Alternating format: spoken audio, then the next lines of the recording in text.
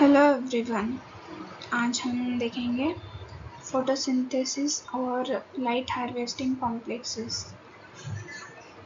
चलो शुरू करते हैं।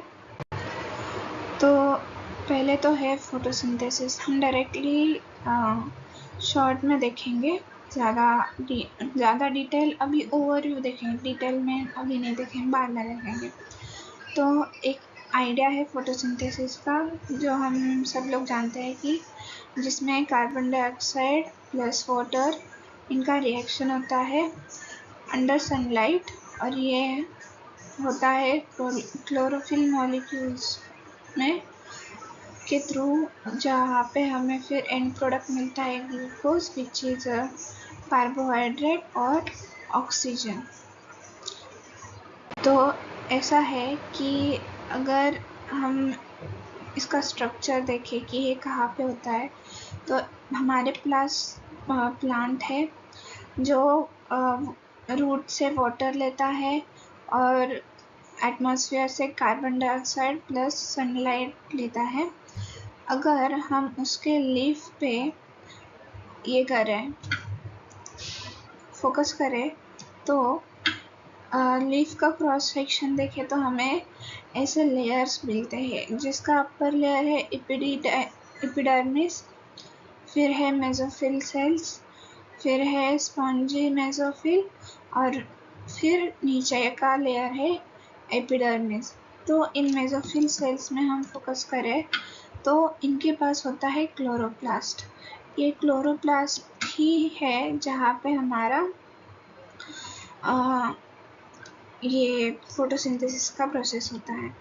तो ये क्लोरोप्लास्ट का स्ट्रक्चर ऐसा एक डोम शेप लाइक ऐसे हम इमेजिन कर सकते हैं, जहाँ पे इनके पास थैलाकॉइड्स होते हैं जो एक के ऊपर एक स्टैक्ड होते हैं। इनको पूरे को एक को बोलेंगे ग्रैनम, और फिर सिंगल को बोलेंगे ग्रैना। इनके बीच जो एक दूसरे से कनेक्टेड होते हैं उसको बोलेंगे स्ट्रोमा लैमेली। अब ये जो है यहाँ पर हमारे होते हैं लाइट रिएक्शन और डार्क रिएक्शन। लाइट रिएक्शन में हमें ऑक्सीजन मिलता है। डार्क रिएक्शन जहाँ पे एक्चुअल फूड बनता है, मतलब ग्लूकोज बनता है, उसको बोलेंगे लाइट इंडिपेंडेंट रिएक्शन, जो कि होता है कहा होता है ये बाद में देखेंगे। तो अब ये जो हम लाइट हार्वेस्टिंग सिस्टम देख रहे हैं, ये लाइट हार्वेस्टिंग सिस्टम का ऑर्गेनाइजेशन कैसा होता है। तो हमने क्लोरोप्लास्ट का स्ट्रक्चर देखा है जहाँ पे ऐसा ग्राना होता है, ठीक है। जो थैलाकॉइड्स होते हैं वो एक दूसरे के ऊपर यहाँ पे देख सकते हैं आप स्टैक्ड है, और ये है स्ट्रोमा लैमेली। तो जब सनलाइट एक्सपोज होता है तो ये जो यहाँ पे ना लाइट हार्वेस्टिंग कॉम्प्लेक्सेस होते हैं, ये लाइट हार्वेस्टिंग कॉम्प्लेक्सेस की मदद से सनलाइट की जो एनर्जी है वो पास ऑन होती है और फिर इलेक्ट्रॉन ट्रांसपोर्ट के थ्रू एनर्जी प्रोड्यूस होती है। तो थाइलाकॉइड मेम्ब्रेन्स, ये थाइलाकॉइड के मेम्ब्रेन्स में हमारे LHCs होते हैं, और जो ग्राना और स्ट्रोमा लैमेली है उनके पास दूसरे फोटोसिस्टम 1 और फोटोसिस्टम 2 हमारा ग्राना में होता है, और फोटोसिस्टम 1 यहाँ पे होता है स्ट्रोमा लैमेली में। तो थोड़ा डायग्राम में ही हम देख लेते हैं कि थैलाकॉइड मेम्ब्रेन में हमारा क्या है। यहाँ पे है हमारा LHC, लाइट हार्वेस्टिंग कॉम्प्लेक्सेस। ये लाइट हार्वेस्टिंग कॉम्प्लेक्सेस का ही पार्ट है हमारा फोटोसिस्टम 1 और फोटोसिस्टम 2। तो ग्राना के पास होता है PS2 और हमारा फिर ये लैमेली, स्ट्रोमा लैमेली के पास होता है PS1, फोटोसिस्टम 1। और फिर ये तीनों एक दूसरे के साथ इलेक्ट्रॉन ट्रांसफर करके, एनर्जी ट्रांसफर करके फिर ये बनाता है फूड।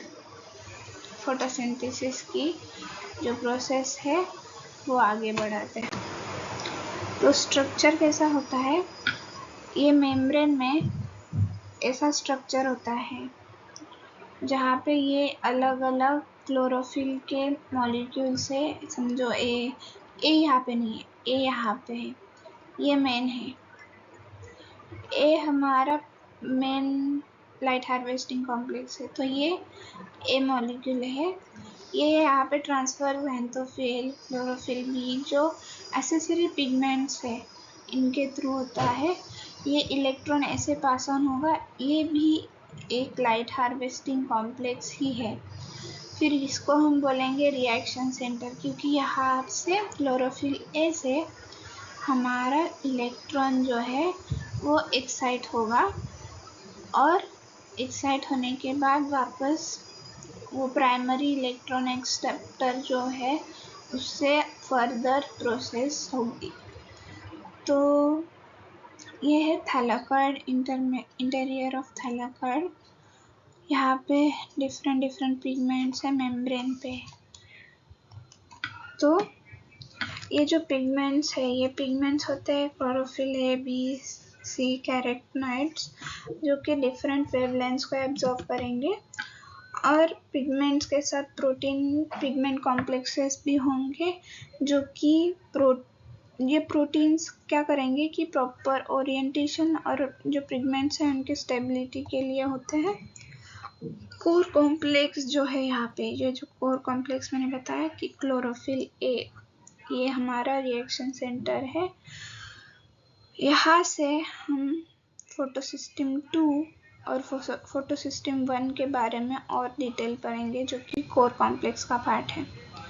अब structure of light harvesting system कैसा है कि एक एंटेना कॉम्प्लेक्स है जहाँ पे हमारा क्लोरोफिल ए मॉलिक्यूल नीचे है, उसके ऊपर बी है, उसके बाद आते हैं कैरोटीनॉइड्स।